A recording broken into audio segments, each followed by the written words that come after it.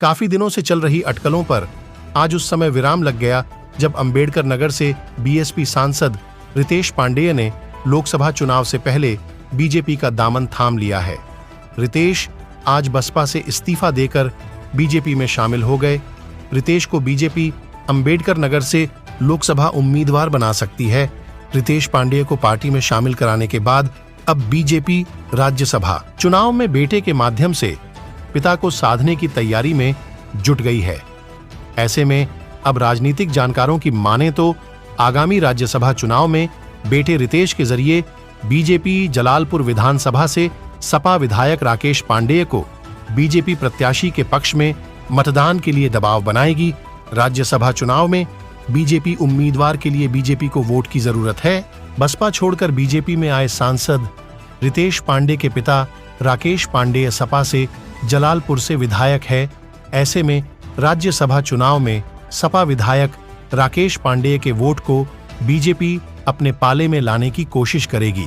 सूत्रों की माने तो रितेश पांडेय के बीजेपी में शामिल होने के बाद बीजेपी राकेश पांडेय पर राज्यसभा में बीजेपी वोटिंग के लिए दबाव बनाएगी, उनके सपा से इस्तीफे के लिए भी कहेगी। ऐसे में अब बेटे के बाद पिता को भी बीजेपी अपने पाले में लाने की कोशिश करेगी। फिलहाल अगले कुछ दिनों में जिले की राजनीति में काफी कुछ घटित होने वाला है। कई नेताओं के दल बदल की चर्चा राजनीति के गलियारे में खूब हो रही है। ब्यूरो रिपोर्ट यूपी खबर ABN। रितेश पांडेय जी के बारे में कुछ बातें आपके बीच में रखना चाहता हूं। रितेश पांडेय जी वरिष्ठ सामाजिक कार्यकर्ता हैं और लोकसभा के अंबेडकर नगर से सांसद हैं। इससे पहले आपने